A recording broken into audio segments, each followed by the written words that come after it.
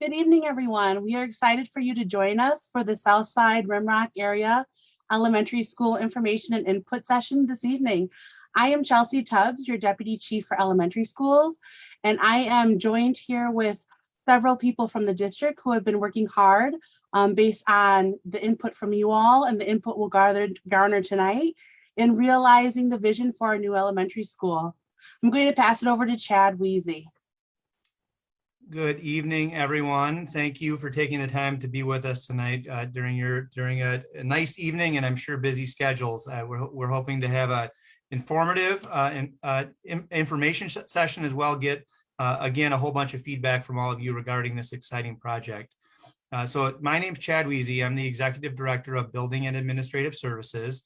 We've got a great team of people here tonight to listen, to answer questions. And to make sure that we inform the south side of Madison and the Madison community the very best we can around this exciting new elementary school. So I'm going to do a brief round of introductions and then turn things and then I have a few slides for you, and then we'll turn things back over to Chelsea and a few others. So we've got Annette Miller with us tonight. Annette is from Equity by Design, has been really a member of both the Madison team and our team of architects and we're very excited to have Annette here tonight. She has been amazing to make sure that we get the right voices in the room at the right time to make sure that this project is on track and feels like the south side of Madison when it is all done. So you'll hear a little bit later from Annette. We have Candace Terrell, the amazing principal at Alice Elementary School. You'll get a chance to hear from her a little bit later. We've got Brandon Halverson with us. Brandon is an Assistant Director of Building Services. Brandon's also a certified architect, has been with the district for a few years, has been with these referendum projects from the get-go, knows these projects inside and out, and is excited to hear from everyone this evening. We've got Kelly Ruppel, who is our Chief Financial Officer. Kelly was really the second head of a two-headed monster pre-referendum and now post-referendum. It has been amazing every step of the way. Certainly was the point person on the operating referendum, but has been deeply engaged on the facility side. An MMSD parent who does care a lot about these projects and is super excited to hear from all of you this evening. And lastly, we've got David Hart, who is a special assistant to the superintendent. It's great to have David with. He's been engaged and listening and learning as a new member of our administrative team and is really will really be the conduit back to Dr. Jenkins in terms of how this evening goes. And it's great to have David with us as well.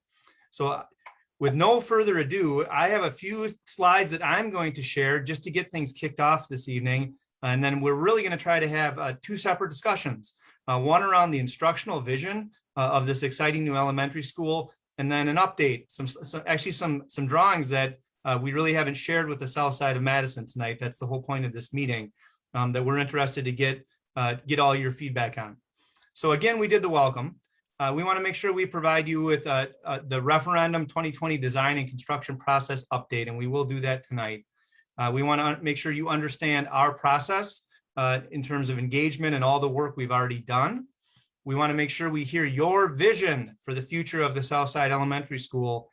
Madison hasn't built an elementary school in 20 years, and this is a great chance for us to prove we can do it and prove we can really meet the expectations of the south side of Madison. And lastly, we want to make sure you understand next steps in terms of where we're at.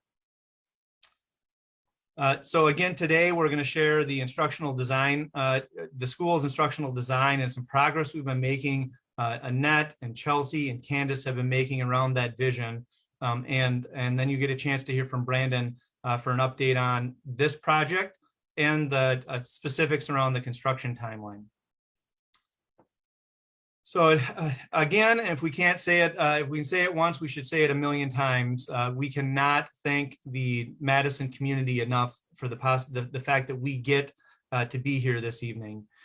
November of 2020, we passed one of the bigger referendums in the history of the state of Wisconsin. And a piece of that referendum was a $317 million capital ask. Included in that is a complete redo, remodel, rethinking of our 4 comprehensive high schools. And we've been very busy getting to work on those very complicated plans that do address capital maintenance needs, but at the same time will be an amazing reboot of the learning environments at each of those sites. So La Follette, East, West, and Memorial all will see about $70 million in improvements. Next, we also are consolidating 2 small high school alternative programs into a single campus. And we're taking the Hoyt building, which was previously housed mainly MSCR staff and programming, and we're turning it back into a school. That used to be an elementary school, and now it will be a high school when we return. And then lastly, tonight, the main reason we're here, we get a chance to build a brand new Southside Elementary School, and cannot wait to hear your feedback and comments about that process tonight. So a quick overview in terms of where we're at and kind of our process around building this new school. We want to make sure everyone this evening understands that certain things are set, and we did a whole bunch of work pre-referendum, 50 listening sessions, over 4,000 responses to a survey, basically monthly updates with our school board and community to get to that $317 million number. And with that, a budget, a timeline, and an idea, a conceptual idea that we could share with the community of Madison got passed. And then now it's up to me, and it's up to me and Brandon to deliver on those big ideas that passed with that second question. But there is still so much work to do to make sure we get these projects right. And that's why we're here tonight. We want to talk to you about the instructional design that will take place in this school. We want to talk to you about what the classrooms will look like, what the common spaces will look like, what the interior design might look like, and again, what the final design of these projects will look like. And before I flip to my next slide, I want to encourage everyone to warm up their fingers and thumbs, because we're in this virtual environment, which has had many benefits in terms of us being able to get into the living rooms and homes and apartments of so many of our families. We are going to ask you to utilize the Facebook chat feature to comment and ask questions tonight. We will permanently capture the comments that you have tonight, and these will be shared right back with our team of architects to make sure that what we heard tonight informs the design process. And I promise you those very same comments will go right to Candace and Chelsea so they can continue to refine and make sure that they get the instructional design correct when we get a chance to move into this new school. So warm up those thumbs and fingers. We want that Facebook chat on fire tonight. A quick update, especially for our Southside residents, to make sure everyone's on the same page in terms of what's going to happen with this school. So just prior to the beginning of 2021, MMSD was able to purchase the land and the Badger Rock Middle School at 501 East Badger Road. We had ongoing talks with the Rooted staff, Joe Sensenbrenner, Marcia Canton has been along for the ride each step of the way, and we were able to purchase that site. And we'll have now a community resource, a community asset on the south side of Madison that we're able to kind of build around, and we're excited about that. Why did we do that? Well, for all of you Southsiders, and I know them well, I was the former principal at La Follette High School, all you know that we're a little landlocked on the south side. There's not a ton of available land for us to build a school.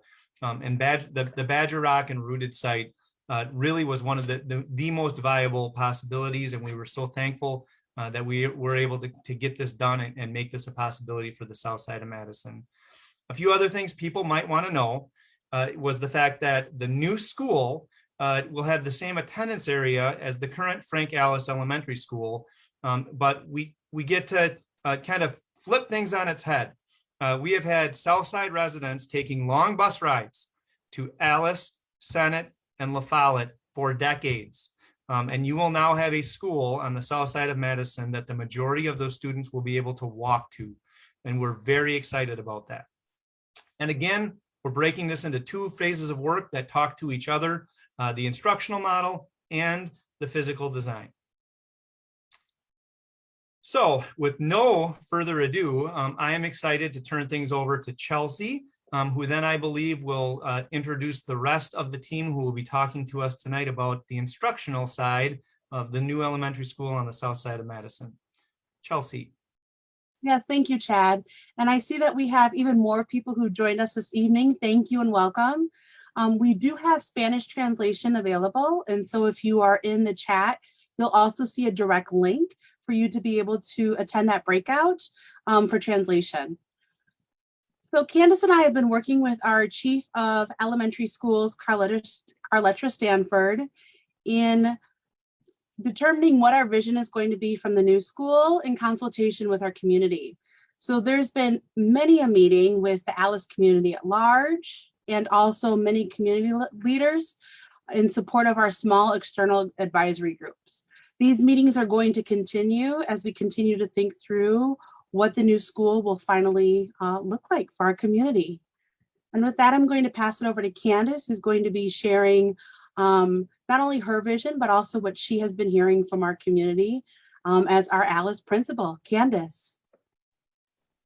All right, good evening, everyone. Again, I am Candace Terrell, principal at Frank Alice. I am super thrilled to be here with all of you tonight. As Chelsea mentioned, I am going to kind of take you through the instructional design process that we have embarked upon so far over the last few months. So first and foremost, our instructional design process was comprised of an advisory group of Black community leaders, Rimrock area community leaders, parents, as well as a few Alice staff and myself.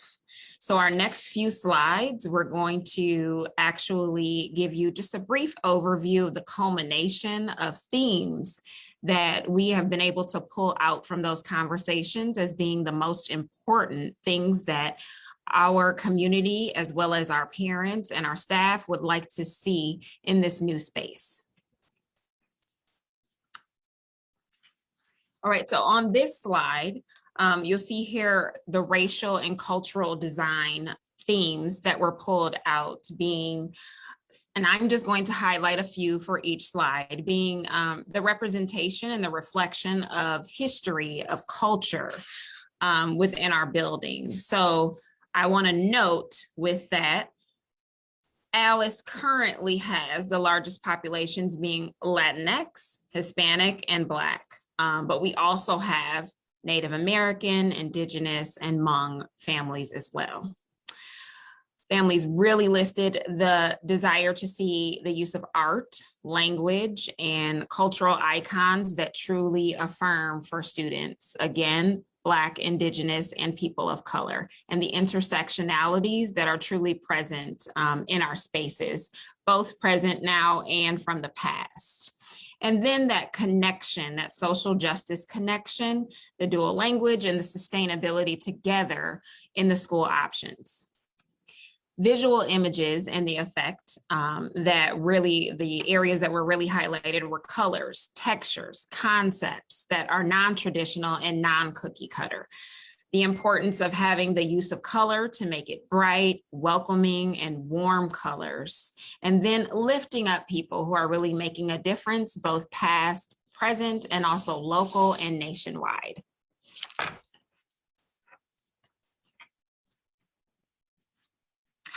So this slide highlights physical attributes of design. It was a very large theme of desiring separate entries for school and community, creating feelings of safety, veer-offs, discrete spaces where students could go, optics, and the feeling of separate, but actually not being separate. So areas where students could go to be separated, but not actually feeling separate.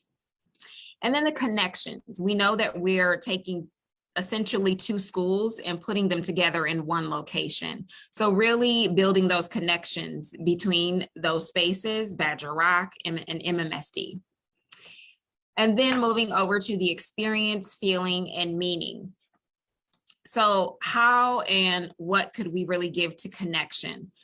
spaces being for them and by them. It was really important that students were involved in the process, and it was obvious that these spaces were created by them and they had expression and input into the process. Furniture that really is welcoming and says, come in, sit down, we want you here. Easy, safe, and thoughtful drop off, really being intentional around the entry and the dismissal process for families and students so that it would be easy and safe, most importantly. So this slide will begin with highlighting the MMS and Badger Rock centered components, again, because we know that we are coming together and kind of creating this space now between multiple entities, inclusive of Rooted, who also lives in that space. So we really wanted to see the gardening and the curriculum continue, as both entities currently have a strong focus around outdoor learning. And then, of course, the possibilities of mentorship with Badger Rock and younger students in the space.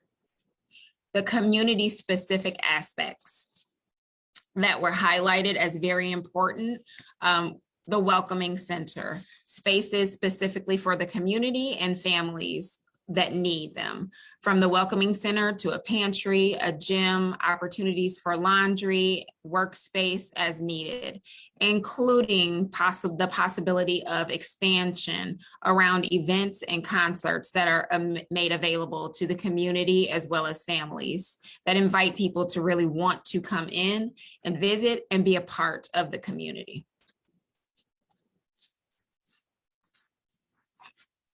All right, so current school instructional design and vision. We will look to continue to focus on the experiences of people of color by prioritizing the African diaspora with an Afro-Latinx historical focus. So why Afro-Latinx and the historical focus there? Because as previously mentioned, one of the very important aspects that our families and community are looking to see is really that representation again, and that reflection of the historical aspects being present both visually as well as academically. So what is the African diaspora and Afro-Latinx? What do these terms mean? Well, the African diaspora really is the worldwide migration of the wide collection of Native African representation. And where the Afro-Latinx comes in is the representation of the African migration that occurred into many of these Latin American countries. So it's really looking to continue to culturally infuse both with the instructional practices as well as the physical environment so that we're able to provide that desired outcome, being the representation and the reflection in those areas for students as well as families. All right, so this is now the time that we come to and kind of ask for your feedback and your thoughts around these specific questions as we move forward. We really appreciate your input. What in the instructional design resonates with you? And/or what would be your top 3 must-haves from the information that you have heard? So as Chad mentioned earlier, the chat is available, and we at this time are encouraging you to kind of chime into our discussion and share with us your thoughts and your feedback around these specific areas of what you've currently heard so far. Candace, thank you for that super exciting update in terms of where this school is headed. I have been watching the Facebook chat kind of behind the scenes. There is a general question around staff. So the question's, what about staff? Would that be reflected as well? I think there's certain ways to interpret that, but I'm looking at our newest and amazing African-American leader at Alice Elementary School, and I certainly have a way of interpreting that question.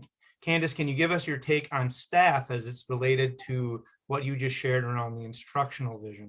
Yes, I absolutely can. So what I can say currently, of course, I cannot predict the future, but I will say that we certainly prioritize in our hiring any and all opportunities to also provide reflections in our staff that represent the same reflections of our students. So again, echoing that we know that our largest populations currently are Black students, Black families, and Latinx families and students. So we certainly prioritize in our hiring process to bring those representations on. And currently, we do have a very wide representation as well, especially if you compare our kind of current numbers of employees that do represent Black, Indigenous, and people of color. We certainly have a higher percentage as what you normally would see within Madison Metropolitan School District at this time. So we look to continuing that process so that we can continue those reflections in staff as well. Thank you, Candace. And we're going to continue to encourage people to talk to us about what resonated with the instructional design and give us a top 3 things that stood out from what Candace shared. Candace, we did have a follow-up question, and I guess I will lead into this a little bit and then turn it over to you. As I mentioned, our design process is a little further ahead with the high schools because those are $70 million and they're in occupied buildings. So they're really complicated for us to get to bid. New construction is actually a little bit easier. We don't have to figure out how to modify a building. We get to build a brand new school for you. And we're bringing you a little further behind with purpose. We want to make sure we get the instructional design part right. And then the relationship around how the school is going to fit on the site and what things eventually will look like for your relationship with Badger Rock. Those conversations are kind of just in the infancy. We actually just started having standing meetings that begin next week with that whole staff to get those designs through. And that's why we're meeting with the community tonight. We do have a question around, even if you are starting to have an inkling around how you might integrate project-based learning into your curriculum, because we do know that that's important to the Badger Rock site, which will still exist and flourish. And we think will be better because they've got an elementary school next to them. Do you have thoughts on project-based learning and how it fits into a K-5 school? Yeah, absolutely. So for those that may not be familiar or entirely familiar with Alice, we actually do have very similarly to Badger Rock, we definitely have outdoor learning spaces. We have 2 gardens, in fact, where students actually do exploration and learning. We also have a seed room that encompasses multiple animals where students are always able to access and have exploration learning as well, where that allows them to center, our educators to center around that from that project-based focus as they move through the curriculum each year. We're also looking to expanding opportunities with the STEM focus. So science, technology, engineering, math, the arts, and we're exploring those opportunities currently. So we hope to have a lot of that in place and solid before we even transition into our new space. Perfect. Thank you for that. Candace, I'm wondering if there are, and I think you've kind of already touched on them. Are there a few of those themes that you shared with us that you're starting to hear more often with your staff, your students, and your community that they're particularly excited about? You're moving out of a 100-year-old building and to get a chance to kind of build this from scratch. Are there certain things that you shared with us that you're starting to hear more often that you know that the staff and students are just super excited about in terms of what you kind of walked us through before? Yeah, I think more than anything, my staff is excited about being able to really expand our services that we're able to provide to the community. We certainly know that we have a very high level of need currently, and at times it is disheartening when we're not able to necessarily meet all of those needs currently just due to the spacing or what we have available to provide. So our staff, first and foremost, is very excited about being able to expand onto what we're able to provide to the community first and foremost. And then as far as my staff and moving into a new building, there's just general excitement around just having true spaces designated, for example, a maker space Space. True Space is actually designated towards student exploration that also provides structure into the curriculum that allows us to truly dig deeper into these project-based learning opportunities in a very structured format. Love it. Thank you. Again, and we're about at the halfway point, so things are going quite well for us to make sure that we've got enough time to get through anything. Folks, continue to make sure this is going to be permanent record that we're going to share back with Candace and the design team. So as things come up, even as you hear from myself and Brandon around the instructional design that you know eventually will fit into a new building, and the top 3 things you heard from Candace that you're excited about that we need to hold on to, please make sure you continue to get those into the chat. Lots of thumbs up and lots of people being super excited. Candace, one more, and then we're going to try to move things along. Will there be any priority given to sustainability in building design? And I'm going to kind of flip that towards you, Candace. I can say yes, this is going to be an incredibly sustainable school with a giant solar array on top. We're linking into the existing geofield. It's going to have uber more efficient windows, and you're going to have lots of opportunities to teach your kids about how this building works. Do you see that potentially also integrated in some of that project-based learning?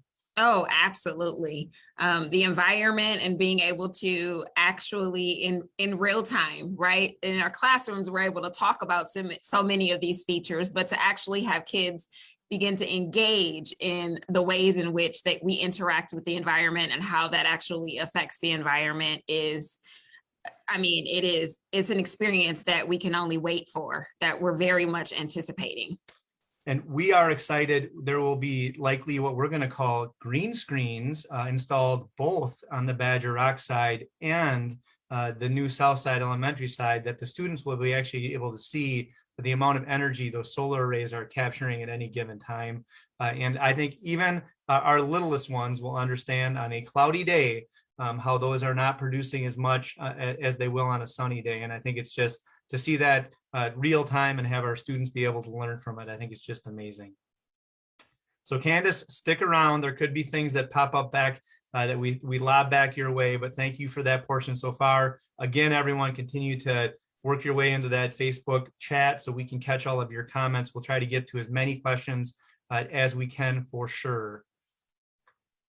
So I did want to mention that we do have a full design team that is on board. Brandon is basically spending night and day with them, and we'll continue to make sure that all of these comments drop right back into their lap, so they make sure that this is informing their design. They will get all the notes from this evening to make sure that everything that we're hearing lands in notes and ends up in themes that in turn will turn into a building. I did want to take a little bit of time to give everyone an update on the work that's been done to get community voice in these projects. We have prioritized, in particular, the Southside Elementary to make sure that opportunities like this continue to exist, have existed, and this will not be the last time you hear from Candace and our facilities team around making sure we get this right. So we have been engaging from January on to make sure that all of the input that we've been getting from all of you has started to inform the plans that Brandon will share with you this evening. And those plans continue to include not only what are we going to do at the Southside Elementary School, how are we going to make sure it works for Badger Rock, but also how are we going to make sure that the existence of Rooted, which will be on site, and we will share with you the amazing programming that's already taking place at Rooted, how it will continue to take place and only get better. And I think you'll hear that from Brandon tonight around some of the ideas we have around the community garden spaces, a possible Rooted expansion for their main area, and the fact that we're going to leverage the amazing partnership that's already existed with Rooted staff and all of those community gardeners for this new site. So we've talked to large community groups like tonight. We've had breakout sessions with smaller community groups and community leaders. We've already held many meetings with staff and students. Brandon will just start to get work with the in-depth feedback that will be necessary to talk to those teachers at Alice Elementary, which will eventually be at this new elementary school. And we've prioritized getting equity of voice in all of these projects. And we believe even Candace's opening comments really reflected that. So a quick summary of where we've been, and this is certainly not the end of this work, but we've had many large community input sessions. Tonight's an example of that. And there's a list here of 5 big engagement sessions that we have made sure that we put out very publicly. We've also met with parents and neighborhood groups. We met with the Lake Edge Neighborhood Association, had virtual feedback sessions with a number of folks. We've had a big feedback session hosted, and we've also met with the Alice Family Community Alliance. And then we're here again tonight. And as I mentioned, this won't be the last time you'll hear from our team, but we did not pass a referendum and then just back in the bulldozers and build a school. Quite the opposite. We made sure that we had enough time to get the input right, to get these projects correct. So a few things I just wanted to highlight in terms of things we're hearing, and I'm actually seeing questions around this already, and you're going to hear this from Brandon, and it's over on the right-hand side. So it's been important that we wanted to make sure we had student gathering spaces, and you're going to see an amazing area that's coming together in the middle of the school, we think, for just that, student gathering spaces. We've heard about private and individual breakout areas. Brandon's going to point those out to you and this initial idea for a drawing. We've heard the importance of art and art spaces and make sure that art reflects the community and the students that will go to this school. The importance of an athletic space, you'll hear from Brandon on that. Safety, and again, we know this is an area that has prioritized gardens, outdoor learning spaces, and none of that's going away. You heard from Candace around the racial and social justice aspect of where we think the instructional design's heading. And again, the importance of really that positive learning environment and the way the building can help support that work. So a few things that we've started to see through the initial feedback that I already shared with you, and I called out a few of these already, but we're continuing to see the importance of organizing a community space that can be used during the instructional day, but also before and after school, and you'll hear that. We already had a question around maintaining the environmental and sustainable aspects of this site, and that is happening, and we're excited about it. We've heard about prioritizing those small group areas, and we've changed the design because of that. That's why this slide exists. And we've also heard the importance of some type of STEM makerspace science lab that we believe will exist on this new site. Brandon, before I turn this slide over to you, I'm going to get us to a couple of questions. And then we'll turn things over to you to walk us through the plan set. So we had a question around the attendance area. Kyla, for the time being, attendance areas will not be impacted. So the schools they go to we will no longer, students who are hopping on that bus to head to Alice Elementary will now go to a walking school. There will be some students that live close to Alice that will now have a bus ride to the south side of Madison. But for the time being, this plan has not included any changes to attendance areas. Brandon, I think you're going to address gardening spaces when you walk through your plan set. So we're going to hold on that. I had just a couple more, and then Brandon, I'm going to turn it over to you. I think you're going to try to integrate a lot of these questions into your talk. There was a question around the kitchen and food area maintained for our entrepreneurs and community use. And again, the rooted presence is not going anywhere. The community dinners and the community gardens and the access to the kitchen and all of the rooted programming is going nowhere, and we believe will be just as strong, if not better. Now, when these projects are done, we're excited to involve the rooted staff and the actual design process of this building. A related question, will local gardeners and chefs continue to have access to the property? And the answer to that is yes. That rooted programming will continue. So Brandon, we've already got some questions. Are we able to see the building plan? So with no further ado, I will run your slides. I can actually run my cursor as well, but feel free to walk us through what we're thinking. And again, just thinking this site and the school may look like by the time we actually build it. Great. Thank you, Chad. I appreciate everybody taking the time to join us tonight and go through this. We're really excited about this project. I'm going to give you a quick layout of what you're looking at here. So if you see the gray in the middle, to get your bearings, the gray in the middle is the existing building that you see at Badger Rock. That is Badger Rock Middle School and Rooted. The expansion is everything around it. So you see the yellow there and then tapering back the blue and the green. That is the addition. It's a big addition, 71,000 square feet total. And we'll have 24 new classrooms. The yellow are the classrooms. And then the light blue is administration offices, and then the green is the gymnasium. So you can see, just to get your bearings on the site itself, Badger Road is to the top, is at the top. That's where the bus access will be coming by. And there was a question on access. Will there be 3 access points for the 3 main occupants of the building? And the answer is yes. So you can see here that we'll have the community access at this point right here, and then the elementary school main entrance over to the left.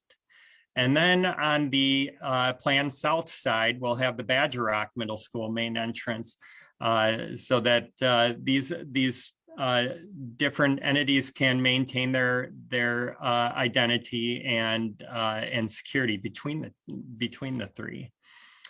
There was also a question while we're on the site plan about the community gardens. The gardens, those are down on the south area here. Yep. So as you can see, we're going to have to do some alterations to make all the parking and the building footprint to work on the site. But we're going to maintain the gardens. They either being relocated on site, or any that we can't relocate on site, we'll have other areas on MMSD grounds to relocate them to. We've been working with, there was a question about that, and Chad kind of followed up on it, but we are working with Rooted to make sure that we maintain this valuable relationship with them, to use these spaces as Badger Rock Middle School, maintain that relationship to make sure the kitchens, the gardens are used as tools. Sustainability is going to be a huge piece of this. That's the whole theme of this existing building, and it's a perfect learning environment for the students. Not only the solar panels, we also have underground water tanks that collect rainwater so it can be reused at the community gardens. We're going to continue to use that and feed into that. We also have a rain gauge, or a water collection basin in the existing building that is also a great teaching tool. It's a visual, so students can see how much water we're collecting on a rainfall, and how we're using it. So that's the site plan as a whole, to get you a bearing of where you're at. Rimrock Road is to the left. So you can then go to the next slide, Chad. Brandon, before I flip to the next slide, thank you for that amazing summary. A couple of things I want to make sure we pointed out. We are exploring plans to expand the Rooted site and the Rooted presence on the building. And Brandon, I just wanted to point out this center community area where we are likely doubling the size of the cafeteria, and then we'll have an interior courtyard that will be, I think, absolutely amazing for the Badger Rock and Southside and Rooted community. Last thing, Brandon, we've got some space set aside here for a playground. We had a comment around, are we going to throw in just another cookie cutter playground on the site? At this point, is it true that we do not have any plans for exactly what that playground will look like, and that we'll continue to work with the community to make sure we get that portion of the project right? Is that true, Brandon? Yes, Okay. yeah, we have, so we have the playground. Thanks for pointing that out. We have the playground that will be planned to be located, as Chad has shown, in that light gray. And then we also have that huge park just to the south, south of the school that students have also used in the past. And we are going to look for ways to make that available as well. Perfect. Thanks, Brandon. All right. I will flip to the next slide, and it's back to you. Okay, so this next slide, you're looking at second and third floor. So the level 2, again, the yellow are the classroom spaces, and then you'll see the smaller squares just outside the bigger squares. Those are the breakout spaces that Chad was referring to during the listening sessions that people had asked about. So we've integrated that into the plans. And then we also have the student services areas in the orange, kind of the orange, in those areas. We're going to have kind of an open play area in the middle of the building, in the, kind of in between, right there. That's going to be like a open patio area. And then on the, that'll go all 3 stories to open air. And then on the north side, on the level 2, on the L2, you'll see that's the LMC and LT and pathway, or CT and pathway areas. And then to the right of that is going to be visual and performing arts, the light green. Yep. So there's a lot that we're packing into this this school, and there's a lot of resources that we're adding onto it. The gymnasium, the enclosed patio to provide natural light, more natural light throughout the school. These are just some of the things that we're looking at as part of the plan that we've established. Now, what you're seeing here, there's 4 steps to the design process, and there's the programming, schematic design, design development, and then construction documents. And then from that, it goes into building. So we're in the middle of the second phase, which is schematic design. What you're looking at is a schematic plan. So the level of detail is about what you see. This is to make sure that we have the arrangement that the community and the staff and everybody embraces. And then once we have that nailed down, then we can go into design development, or designing the spaces in more detail, what we're going to have in those spaces and in the construction of it. So this is an exciting piece of it. That's where when we start putting together renderings and perspective views, we're not there yet, but we're getting very close. So what you're looking at here is our schedule, and so the Southside Elementary School as design completion dates. So those four phases that I had talked about, we got to get through those 4 phases by February 21st of 2022. And then there's a couple behind the scenes budgeting exercise and finalizing that we do with the plans. And then we put it out for bid for the contractors.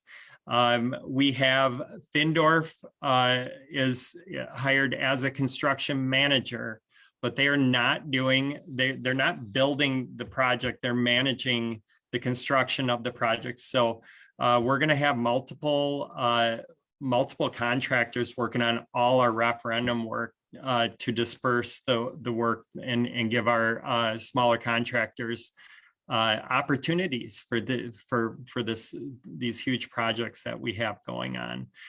So it'll go out to bid in March of 2022. Construction will start immediately after school's out in June. And then we got, sorry, I got something here. And then we're planning on having it completed in a little over a year, August of 2023. Great summary. Thank you, Brandon. Mhm. So we will move into the new Southside Elementary School fall of 2023. That's super exciting. Brandon, I'm going to leave this prompt up, and it's very simple.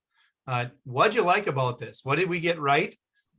And what did we miss? What are some things that maybe we missed?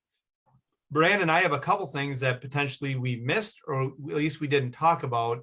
I'm wondering if you could speak to. Number one, can you tell us about the bathrooms? And I think maybe even a little bit more, Brandon. Talk about the accessibility of the building. Will there be bathrooms on every floor? Will there be gender neutral bathrooms on every floor? And then lastly, are we planning on any sinks in some of the classrooms? Yeah, absolutely. That's a good question. We will have restrooms. This building is going to be 100% accessible. That's the benefit we have of one, acquiring a building that is this new. It complies with current ADA requirements for accessibility, and adding on this scope or this size gives us a great opportunity to get everything that we want to and arrange it in the locations that make sense. So there will be restrooms on every floor, and there will be gender neutral restrooms on every floor. Brandon, are we thinking sinks in some classrooms? I believe we're gearing towards sinks, at least in the lower grade levels. Is that right? That is correct. So on the lower levels where we have the K5s or kindergarten and 4K, we will have sinks in those areas. We'll have the sinks in the art rooms. So yeah, that's the plan. All right, good. And we're getting some great questions here. Great feedback. They love the open air courtyard and the ability to use that, Brandon. There was a question around rooftop gardens. So Brandon, I know that's been brought up before. We're also going to have a whole bunch of solar panels on our rooftops. Has the design team heard that before, and is that a possibility? Yes, I will tell you right now, I love rooftop gardens. So anytime we could put one in and have the opportunity, we'll go for it. Right now, we are constrained with budget, and rooftop gardens are not cheap. They're very expensive because you're basically turning a roof into an accessible space, and which means you have railing requirements, elevator access requirements. You're partially moving into creating that as a quasi-finished space. So it adds a huge, well, I won't say huge, but it adds a large amount of cost onto it. So it is not off the table yet. We have talked about it, and we've heard the community that it's something that they would love to have. We have other opportunities because the existing building has terraces and patios that are accessible. And so if we want to put tables and gardens out in that area, we have that opportunity to do it and plan to explore that option. Absolutely. A few more comments coming in, Brandon. We had one comment on parking that I can take on quickly. We know parking is going to be tight. It is at many of our schools. That's one of the amazing things about Madison is squeezing squeezing such incredible architecture on tighter lots. But we do have cramped parking. But David had a comment about maybe some type of parking partnership. with an area business. So it's a really good note that we will certainly take. For sure. Brandon, I know this has come up. Talk about the second floor LMC and why we chose to put it on the second floor, at least so far. And there was a comment around making it community accessible. So I think we can certainly say the way we're designing the building, that this will be an accessible space. There'll obviously be a stairwell right to it, but an elevator in close proximity as well. But for the time being, it's on the second floor. Brandon, why we end up with a second floor LMC? And it's still early. Those colors can change, correct? Yeah, for sure. This is the time to do it. So the LMC is located up on the second floor due to our footprint constraints. We would love to have everything on the first floor accessible. And what happens? You get sprawl. You get a sprawled, spread out space, and we don't have that luxury on this site. We are constrained by property lines, and as was just mentioned, parking. So at this point, we are adding parking, but it's still going to be tight. And if we were to try to increase this footprint, we would be eliminating a significant amount of parking. We're kind of at that tipping point where if you go any further, you lose an entire row. So we're trying to fit these in the spaces that make sense. The second floor is also where kind of middle ground between the three. So nobody feels like they're extremely out of reach of this library. I like the idea. We'll continue to explore if it does seem feasible to put it on the first floor, but I like the idea of the direct accessibility. You did see there's a stairwell right adjacent to it. So we will consider that as with the design moving forward, that we give community access to the LMC. Right. And Brandon, one thing I think another, and that we'll continue to work with the Alice staff and obviously Candace. I think one thing that went into at least this initial idea that we're excited to get deep into the weeds with the Alice community was the fact that we're really trying to put the little ones on the first floor. If we shove that LMC down on the first floor, that means most likely you're going to have some of our smaller students in the lower grade levels having to go upstairs just to their classroom. So I think that's another factor that was considered in terms of putting that LMC on the second floor. Brandon, more feedback that we'll take notes on the importance of sinks in some of our STEAM and STEM classrooms. So that's cool. I did see a question. Candace, if you're still with us, we've got 5 minutes left.